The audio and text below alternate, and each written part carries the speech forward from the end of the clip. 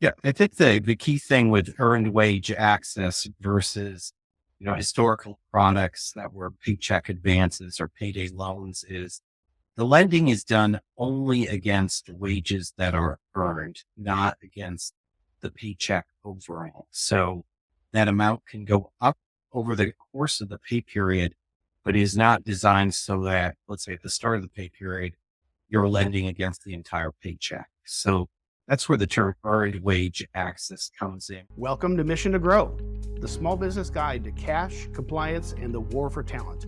I'm your host, Mike Vanoy. Each week, we'll bring you experts in accounting, finance, human resources, benefits, employment law, and more. You'll learn ways to access capital through creative financing and tax strategies, tactical information you need to stay compliant with ever-changing employment laws, and people strategies you need to win the war for talent. Mission to Grow is sponsored by Assure. Assure helps more than 100,000 businesses get access to capital, stay compliant, and develop the talent they need to grow. Enjoy the show. Earned wage access, on-demand pay, real-time pay. This thing's got a lot of names. It's evolved a whole bunch in this last few years in the payroll and HR industry. But whether you plan to use it, you do use it, or you're just going to compete against somebody else who is using it, there's a bunch of things that small business owners and entrepreneurs really need to understand about this whole concept about employees accessing their pay when they want, not the traditional weekly, bi-weekly, semi-monthly payroll series. This world is changing and we need to unpack it. So I've got a great guest to take us through this information today. He's a leader with more than 25 years experience growing companies. He's earned his Bachelor of Science in Electrical Engineering from MIT, got his MBA from Harvard. He held key executive roles, including an 11-year run as the Chief Marketing Officer at CenturyLink, where he helped scale that business from $2.6 billion to $18 billion in revenue. He's currently the co-founder and COO at Grit Financial. Welcome to the show, Shirish Lal. Thank you, Mike. I'm really happy to be here and really happy to be talking about this subject. Yeah, you know what? This is big. So, lots of talk about the economy and inflation, and I think it's really kind of brought this whole topic to a head. There's been an evolution of this concept. The industry insiders would call this EWA, earned wage access, but to employees, this is on-demand payroll when they want it. And this thing's just changed a whole bunch. And I think what was maybe a novel concept, call it 3 to 5 years ago, is starting to become just a standard way of doing business. And if you're going to be competitive, you have to either do it or know how to compete against it. So let's maybe start with this, Shirish. Can you maybe just kind of give us a working definition of what this, and we'll call it earned wage access for the purpose of this show, knowing it's got a whole bunch of names. Give us just a working definition of what this actually is that small business owners need to understand. Yeah, I think the key thing with earned wage access versus, historical products that were paycheck advances or payday loans is the lending is done only against wages that are earned, not against the paycheck overall. So that amount can go up over the course of the pay period, but is not designed so that, let's say at the start of the pay period, you're lending against the entire paycheck. So that's where the term earned wage access comes in. And one of the reasons it is not treated as a loan the same way other products in this space historically have been. Got it. So just practically speaking, most business owners have weekly, bi-weekly, semi-monthly pay periods. If it's let's say it's a bi-weekly pay period, by working from a Sunday to 2 weeks later, or Monday to 2 weeks later, the following Sunday, there's my pay period. Maybe that following Friday, I get as an employee, I get my paycheck. Maybe I get my direct deposit. Maybe they hand me a paper check, different flavors there. Just practically speaking, what this means is I, as an employee, can use whatever words you want. I can take an advance. I can draw on the wages that I've already earned, right? That's right. And, really what you'll find is from an employee's perspective, those who utilize this product, they really don't think of it so much as an advance as they think of it as on-demand pay. Yes. So in their minds, it's earnings I've already had made, and I'm getting access to earnings I've already worked. And Yeah. it's a subtle but critical difference because all of the data shows that they are much more satisfied with the concept of on-demand pay than the whole concept of taking an advance or a loan against your paycheck. Well, and this whole thing has evolved over the last few years. Like this kind of goes. Has not so flattering roots, I guess. Maybe an evolution. Not that it has roots, but it's an evolution out of the payday loan business.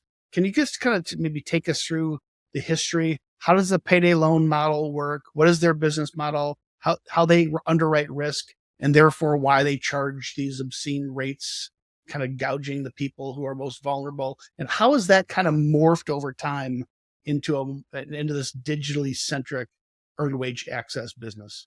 Yeah, that's a really good question. So if I go back prior to development of earned wage access, you had banks as the primary financial institutions which lend. And for the most part, they were focused on customers with deposit balances and good credit scores. That's really where their focus was. Sure. So for that segment of the market that ended up with payday loans that didn't appear attractive for banks, given their focus, had this alternative financial institution developed called payday loan industry. They set up initially retail locations, which had a lot of cost associated with them, and relied on the customer themselves to direct the direct deposit to them. Very high fees, a lot of cost to secure those loans. And they took advantage of the situation. The average interest rate charged in the US in the payday loan is 391% annualized. Wow. So that was all that was there at that point in terms of sort of a lender of last resort for customers who didn't have alternatives. And let's just talk about the kind of employees who leverage these are typically your most vulnerable, right? So they probably don't. You talked about uh, uh, employees who don't have access maybe to the credit worthiness or the income to go to a bank. But I don't think we're talking about loans. I think we're probably talking about credit cards here, right? So maybe it's an employee who maybe they got a debit card, maybe it's Visa or MasterCard branded that they can buy with plastic and electronically, but they don't have credit cards because they don't have the credit from a credit card company, or the dollar amounts are so small and they've got an emergency. They've got a sick kid, they need groceries, they have a car that broke down. I think it's Yeah. I mean, if you look at it, there's a combination of both emergency issues, just as you said, as well as just sort of if you are living paycheck to paycheck pace of life, a bill comes in with an exorbitant late, or the alternative is at times is a overdraft, which is a very expensive form of debt. So late fees, overdraft fees, and then of course other issues around this area like payday loans. But yeah, typically a lot of these customers don't have that safety net of a credit card. Yeah. And this ends up being their alternative, which they're somewhat forced to go to because they don't have other alternatives. Yeah. All right. So I think everybody knows what the payday loans places look like. It's typically not the best neighborhoods, bars on the windows. The industry itself has a fairly, bad name.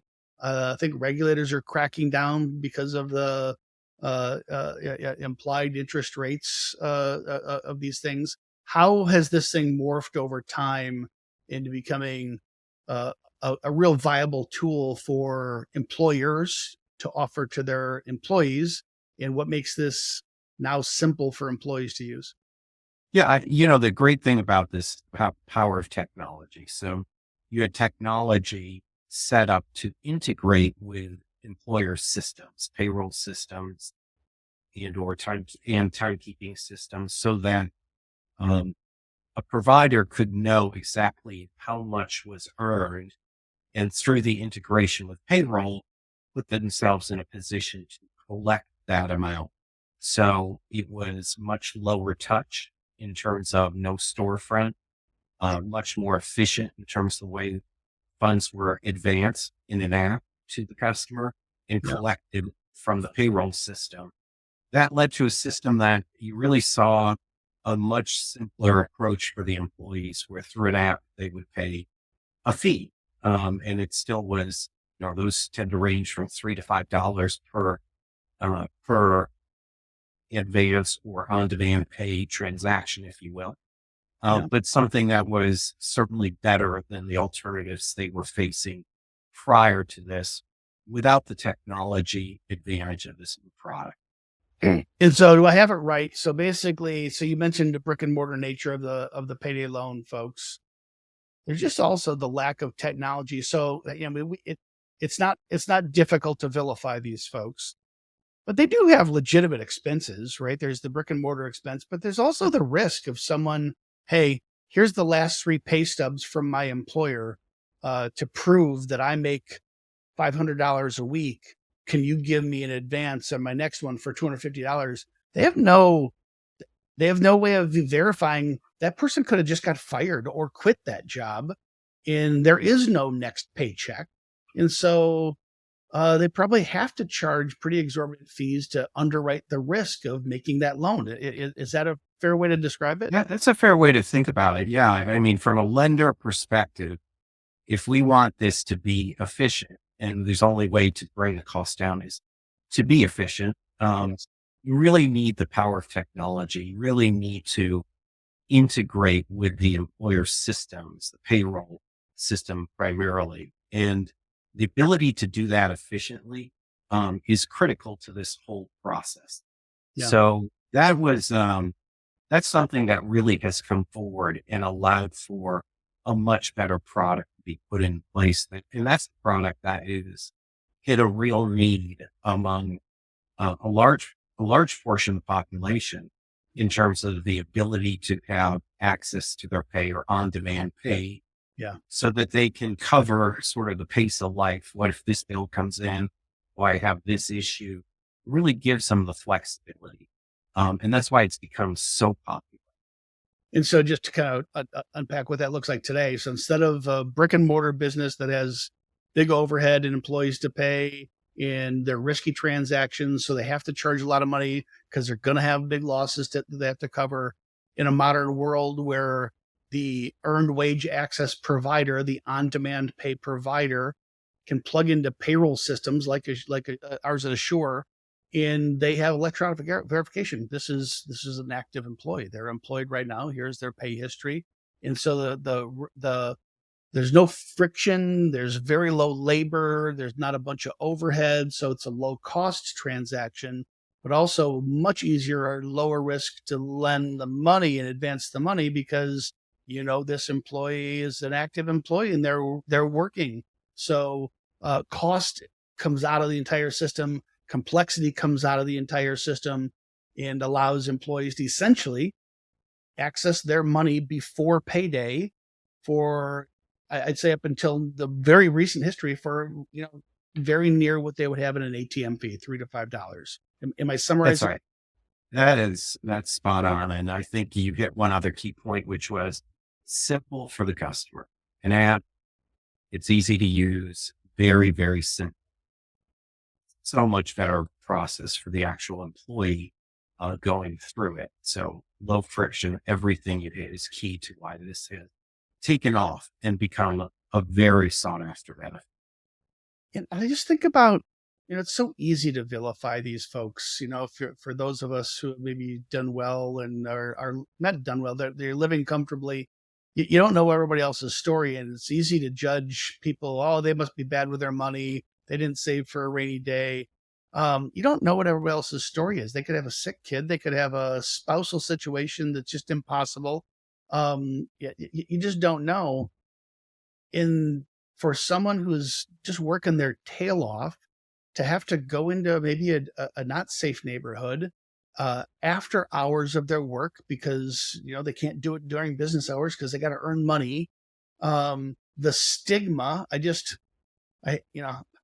suspect people don't throw their shoulders back, head held high, walking into a payday loan facility because they have a crisis because their car broke down and they can't get to work Monday if they don't fix this thing and they don't have the money. Here's a private way to just do it all right here for, an ATM fee. It's just kind of a no-brainer from an employee standpoint, right? That's right. And you get one other key point in there that has come out in a lot of the research. One of the reasons this is so popular is it's a service that has less social stigma than alternatives such as payday loans or friends and family. It's a dignified way because it's from the customer standpoint, it's doing nothing more than accessing what I've already earned to meet my pace of life, be it an emergency, be it a bill that just kind of came in a little faster than you thought. It allows them to really manage their situation with only what they've earned. And that's very dignified. And it's a much, much better experience, I think, all the way around, not just convenience, but for the overall wealth. And customers who use earned wage access overwhelmingly, even from studies from the Financial Health Network, report an improvement in their overall financial health because they have access to on-demand pay. Say more about that because, I was doing some research for a conversation here. It's like 61% of all Americans, working Americans, live paycheck to paycheck. And so this is not like a small niche group we're talking about here. Whether it's family members or student debt. Certainly, wages have not gone up at the same rate as inflation, just for the basics of groceries. So, let's talk a little bit about financial health of employees, how this can help. Why should employers care about the financial health of their employees? Maybe that's in the past. That would be like a taboo subject. Hey, I love my employees. I want them to be financially well, but that's not really money in my business. So why should employers care about this? There's no question. The studies show that financial stress just takes focus away from the things that matter. Can be quite consuming for the employee and certainly impacts their overall satisfaction. And I'll give you this set of statistics on how it can happen. 54% of American households incur either late fees or overdraft fees. And of that 54%, on average, they're losing about $600 a year in overdraft fees and late fees. Wow. And that's just part of it. There's credit score losses that go with that on top of that. And that has an impact. And then imagine the stress of that you're always kind of feeling behind and not in control. So there's no question, overwhelmingly, earned wage access users report benefits here. So, for example, 32% before taking earned wage access or getting access to their wages had reported that they had no overdraft or late fees. After using earned wage access, that number went from 32% to 74%, who said they did not incur overdraft fees or late fees. So you have both the monetary impact, the stress impact of that. And the second part of that is, if you look at employees and what they're saying, 80+% are saying that I would consider changing employers because of having availability of earned wage access. That's how important it is in terms of reducing stress and feeling in control of your finances. And it does go back to your number, 60 to 70% of American households are living paycheck to paycheck, which is a high stress situation. Yeah. Yeah.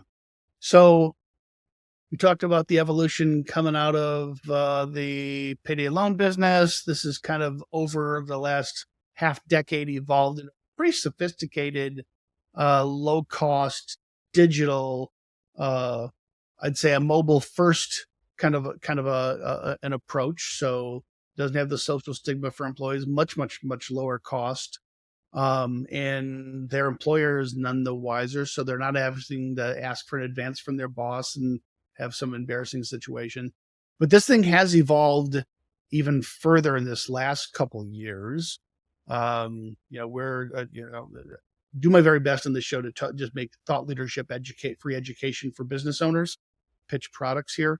But this is certainly the direction we're going for our on-demand pay solution, is a way to make this zero cost because of changes that are happening in the entire banking industry. Can you maybe speak into that, Shirish, about how this Yeah, is? that's so kind of simultaneously with the rise of earned wage access, in the same general time frame, you had a class of banks come out, digital banks that were no longer built around interest, but around merchant fees earned from debit cards.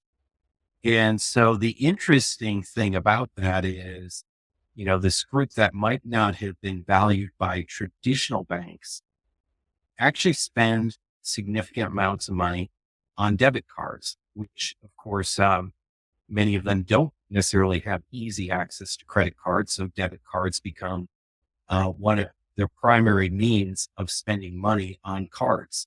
Mm-hmm. So when you put these two trends together, what we've seen and what we believe the future is going to be is really more of a holistic service for customers in this category, where the earned wage access is a feature of our overall banking service. And that feature, when funds are taken on the card and spent on the card, are at no cost. But we think it goes further than that. We think it's all about what is right for the customer. So that can be things like credit. When you say the customer, you're talking employees. The employees, yes. If you look at working Americans, how do you build a great financial product for working Americans? Obviously, earned wage access would be part of it, but it could also include things like customers in this segment are often remitting money to overseas family or friends.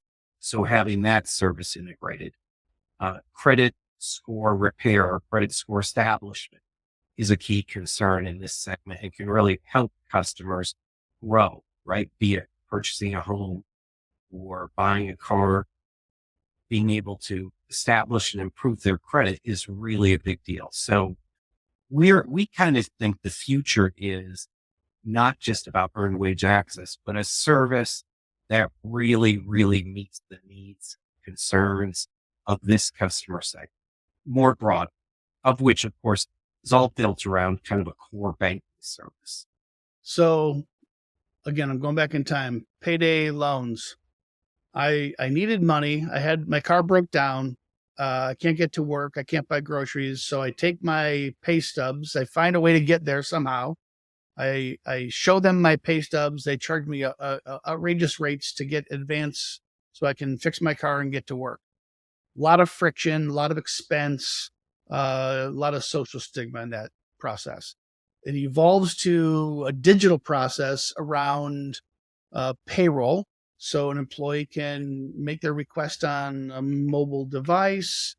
They pay an ATM-ish kind of a fee to access the wages that they've already earned and just haven't received on their paycheck yet. They get that, and then those deductions come out at the end of their paycheck, so it all trues up. No cost, very low cost, very low friction, not a stigma problem. But still, America's most vulnerable employees who need this money are still paying ATM fees. And if you're paying a $5 ATM fee to access, $100 of your money for groceries, well, I know people do it all day, every day, but that's 5% of your $100. On Yes, an annualized basis, that's an obscene interest rate, right? that's So, right. so not what you're saying is now employees have the ability to get advance payment, take it on the wages that they've earned. So this on-demand pay for free. And because it's now on a pay card, because this has evolved into really a virtual bank account, that I can use that bank account and now I can pay my bills. I can pay for that car repair right from the card. I can pay for the groceries that I need from the card. I can pay that medical bill from the card. And all people who use credit cards, who use debit cards, what you don't know is the merchant, the grocery store, the restaurant, the whomever is paying that 2 to 3% interest on that transaction to the credit card companies, and it's participation in that really funds this entire exercise to make it completely free for employees. Am I saying that right? That's correct. And that's the unique aspect of where this is going.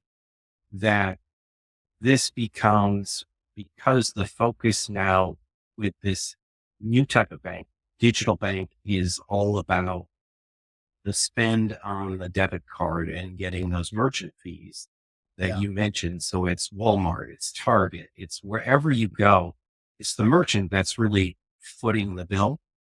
That really changes the whole dynamic. The sure whole does. dynamic of this customer becomes, they're a valuable customer, right? They are our spending. Earned wage access is just a feature that is available to them because they're a valuable customer. Yeah, And that's the critical thing. I think that's going to be the mindset shift. The power of technology and structure of the industry is going to turn this customer into a valuable customer.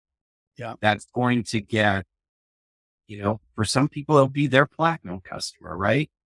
It's got a relationship. I've got the technology in place. I want to work really hard to service this customer, to earn their banking business, to yeah, earn those merchant fees. And those fees are sufficient to fund not only earned wage access at no cost to the employee, but many other services that can be available to that type of customer. Again, with this new model.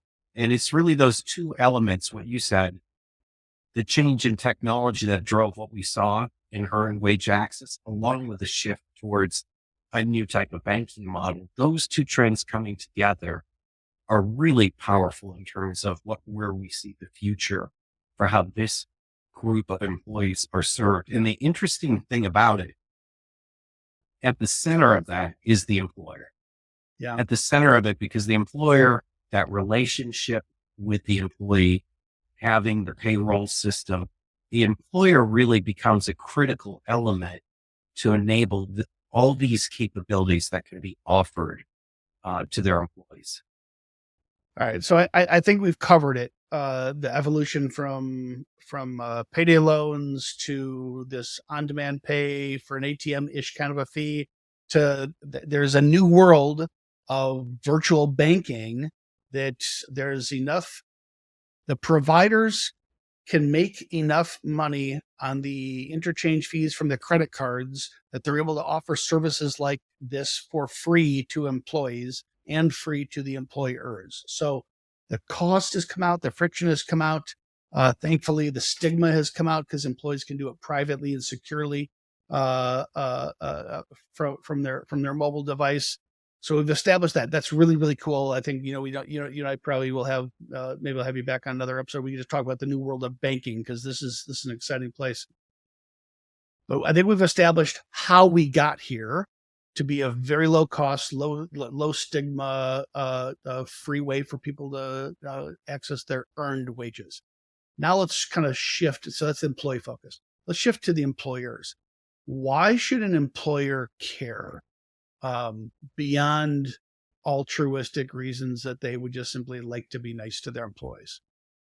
Yeah, there's some major benefits for employers. First and foremost, it is, all the studies show, this is a highly desirable benefit for which employees will make decisions on where they work. And that's backed up by data from the industry that retention is improved when employees have access to earned wage access. So you, the second trend is it's just going to become part of the market. We've already got some of the country's largest, well, the two largest employers, Walmart and Amazon, many others, Target, Walmart, Young Brands, any segment you're in. If employee retention is an issue or something that's a focus, and I've spoken to very few business leaders for whom it's not, this is a tool that will help with employee retention as well as recruiting. Yeah. The second benefit, perhaps softer, is when you take this issue of financial health and you can diminish how much time it's consuming for employees, it just gives them more time to focus on work and their life. And we believe that makes them more productive. So given the cost benefit, the cost is really nothing for employers, and the benefit in terms of retention, recruiting, more focused and productive employees, we think it's a huge win for employers. Let's focus on the front end here and talk recruiting first, because I think it's important. Well, I want to hit retention because I think that's a little bit softer. I don't think people realize how much value there is there and the productivity that can come with a tool like this. But to me, the way I just think this is, I think I try to simplify it as saying, imagine you own a restaurant and you have a competing restaurant across the street, and that restaurant has a sign on the front door, help wanted, get paid at the end of your shift. And you can't do that. We assume that all other things equal, where the hell do you think the employee is going to go to work, right? And we all know there's a labor shortage that is not going away anytime soon. So what can you tell us about some of these competitive advantages for employees? You hit one that's super interesting, right? You switch jobs and, let's say you start at the first day of the pay cycle. You wait 2 weeks, but then it's typically another week for payroll processing. Now you're out 3 weeks without access to your pay when you're used to getting it every 2 weeks. And there are situations that are even worse than that. So you're asking the employee to be in a good financial position to make that all work. Whereas I look across the street and I've got access to, I'm not waiting 3 weeks. I'm getting access to those wages, the next day as I need them to cover my life. So even at that moment of making a decision on where to go, it's a substantive benefit if you've got access to your wages through EW or the wage access. Yeah. Obviously that becomes an ongoing benefit over time. So it's a very significant when we look at hiring decisions and the attractiveness to employees. Yeah. And I think it's probably self-evident if I'm hiring, if it's maybe it's a minimum wage or minimum wage-ish job. Unemployment today, it's 4.1%. It's been sub 4% for a long time. If you watch the show regularly, you hear me talk all the time about birth rates 30 years ago and baby boomers retiring. There's a labor shortage that's here for a long time. This is not going away. And so it just seems obvious for your frontline entry level workers. Oh, both of these jobs pay the minimum wage, and maybe I'm in a county or a city or a local municipality pays $15 an hour as minimum wage. So both restaurants, either I love it or hate it, doesn't matter. It's the same darn work. It's the same pay, but this one I can take it, I pay at the end of my shift. It's kind of just a no brainer, which I would choose. I think where people maybe miss a little bit is, and you and I talked earlier, it's the 61% of all Americans living paycheck to paycheck. And flip back to my other note here. Middle income households earning between $50,000 and $100,000 a year It's 65% of them living paycheck to paycheck. Higher income, 100,000 or more, 44% of people making more than $100,000 a year are still living paycheck to paycheck. So this is not about, boy, do I really need to help out the young kids in this entry level job at this restaurant, or look down my nose at another group of employees that I don't need to help them. In a tight labor market, people are living paycheck to paycheck in ways that you will never understand because you don't know their story for all kinds of jobs. This is not just an entry level thing anymore. What do you Yeah, say? there's no question. It's very broad based. I've seen shocking numbers for even income as high as $250,000.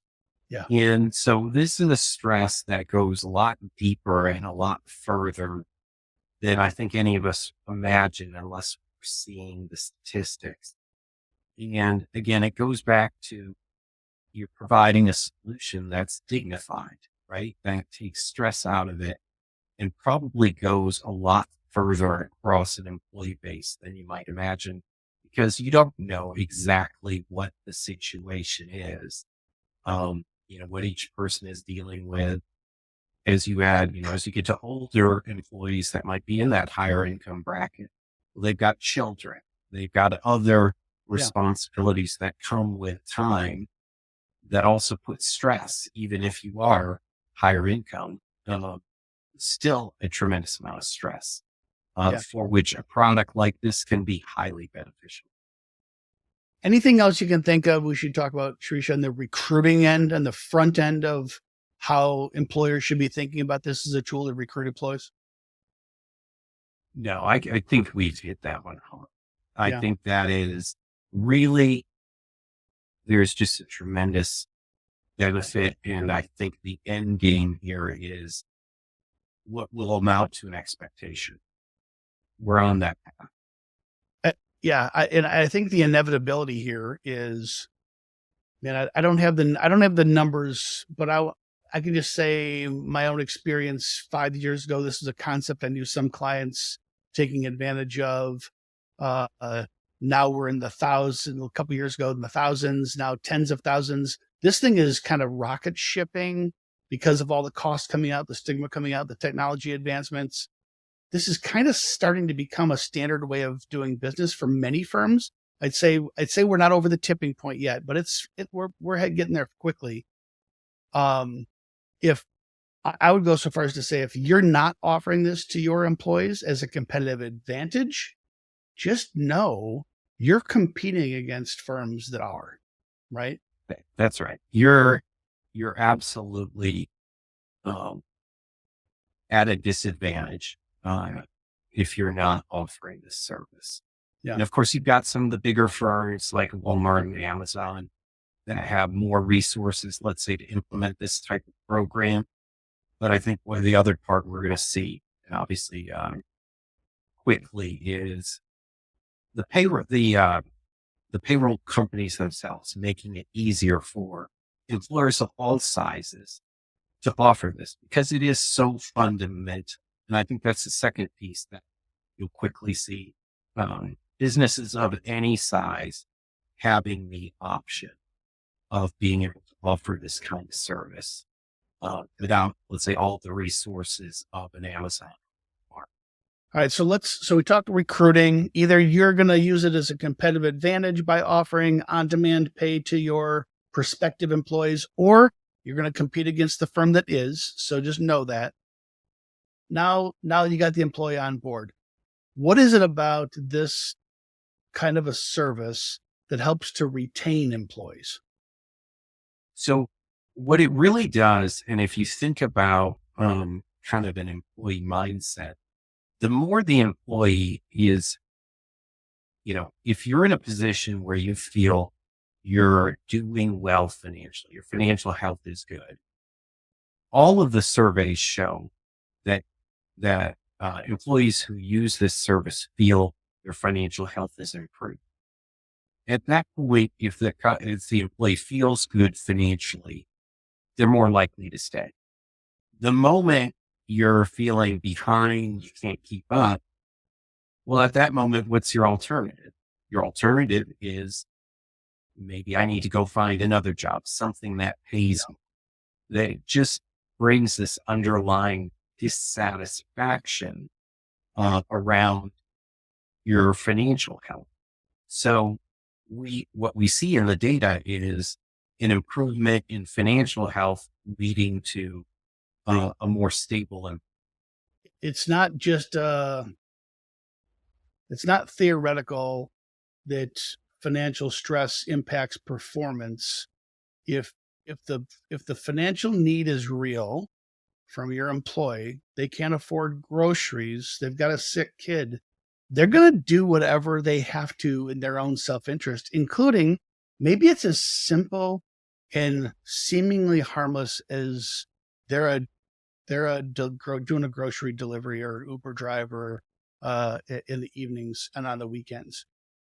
that's right. And one of the things we've seen sort of behind the scenes is a tremendous number of employers having informal programs around lending that are out there. Now, those programs, are varying sort of qualities. Administration is not easy, but this is a real need. And it's something we've seen sort of behind the scenes, employers um, helping sometimes with this type of service in a more informed way. But that's exactly right. The stress of I've got a sick child and where am I going to get the funds to get them cared for? Um, And you know, let's just give the benefit of the doubt that you're paying a fair wage. You're not taking advantage of these people. You don't know their story. They need the money, so they're gonna Uber all night long tonight and all night long tomorrow night, and then the next day they're gonna come in and they're gonna be a wreck. They're not gonna be useful to you. And God bless them because they're doing what they have to do to survive and to feed their families. But the it just seems very obvious the productivity loss. You're not going to get the best from that person because how could you? Because the sacrifices that they're having to make, right?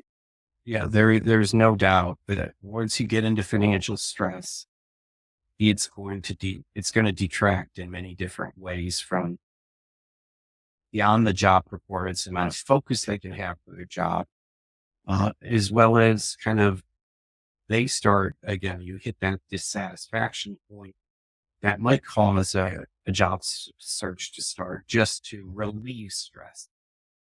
Something we haven't really talked much about is, I'd say, the evolution of our workforce. I think about, you know, my daughters. They're one's in high school, one's in college.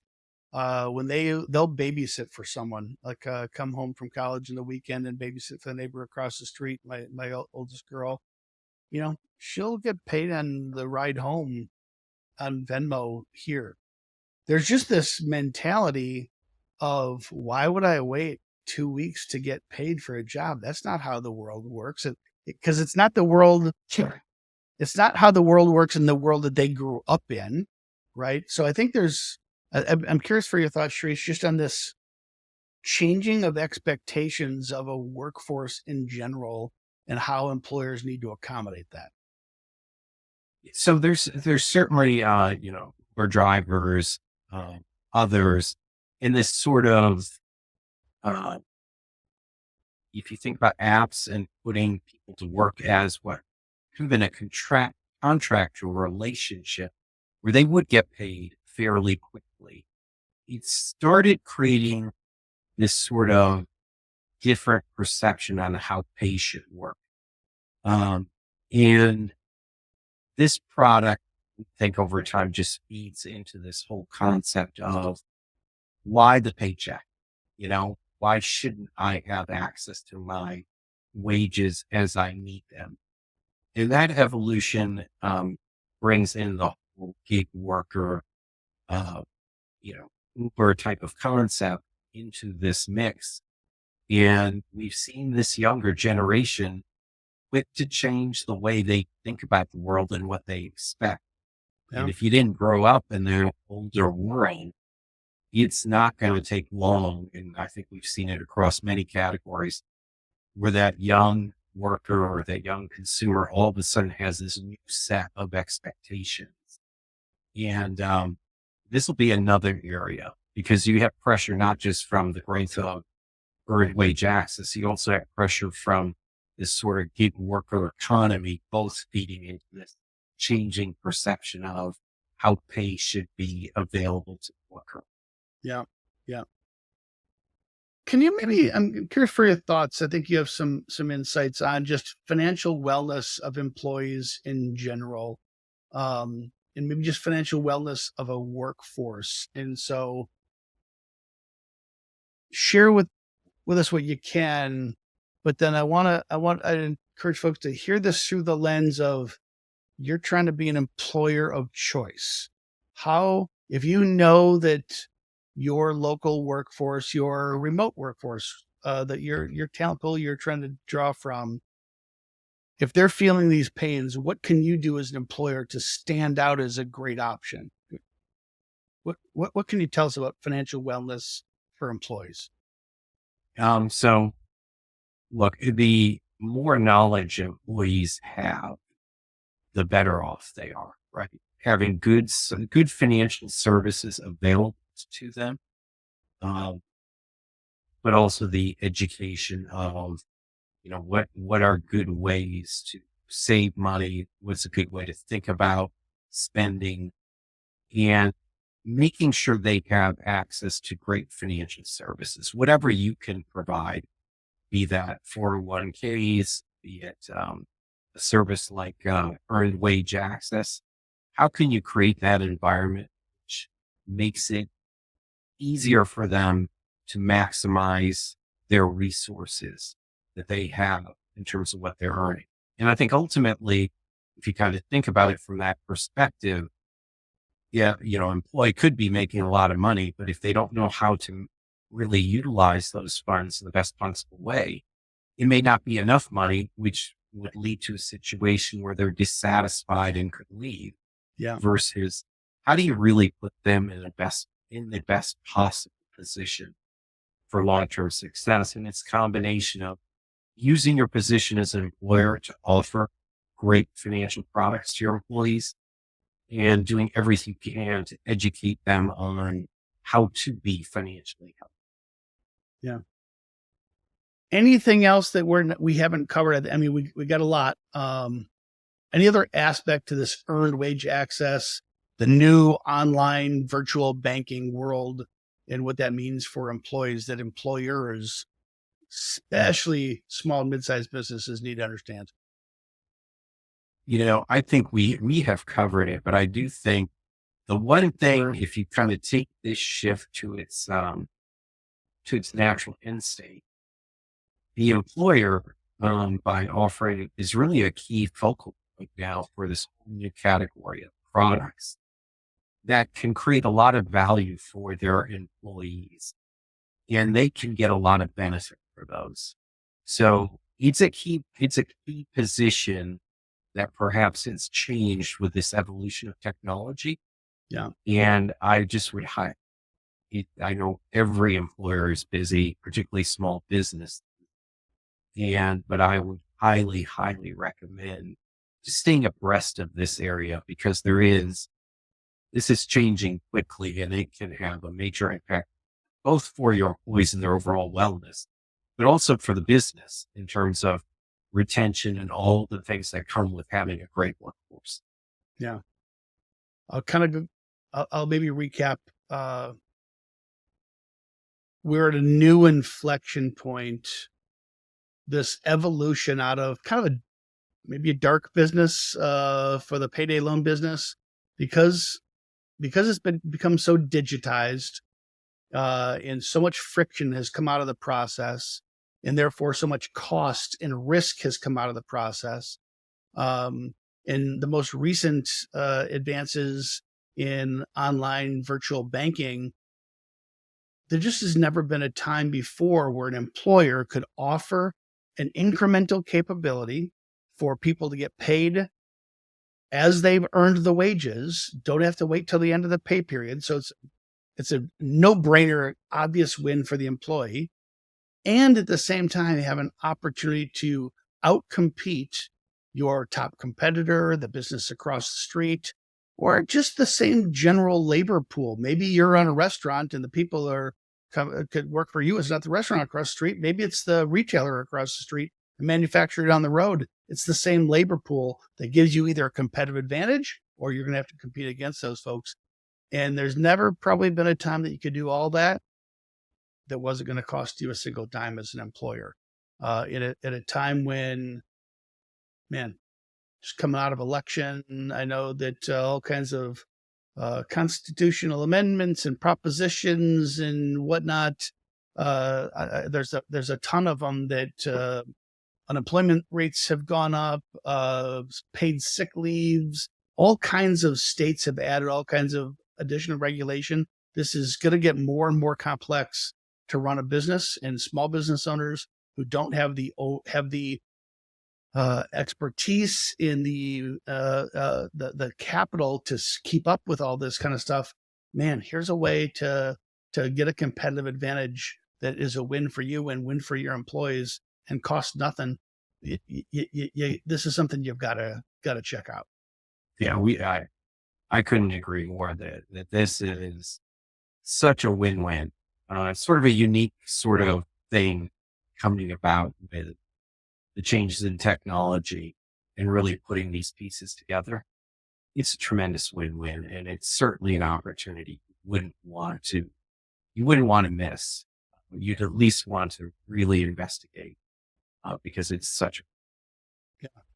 This is something that Assure does to help small businesses and mid-sized companies, employees from all firms. We'd love to help, but if you're not going to use us, you should be using somebody. This can be a game changer for you and your business. Shirish, thanks for joining me today. Really enjoyed our conversation. Thank you. Thank you, Mike.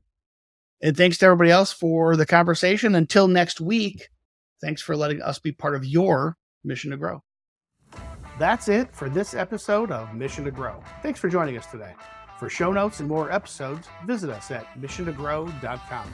If you found this content valuable, I invite you to share it with a friend and subscribe to the show. If you really want to help, I'd love it if you left a 5-star review on Apple Podcasts, YouTube, or wherever you listen. Mission to Grow is sponsored by Assure. Assure helps more than 100,000 businesses get access to capital, stay compliant, and develop the talent they need to grow. To learn more about how Assure can help your business grow, visit assuresoftware.com. Until next time.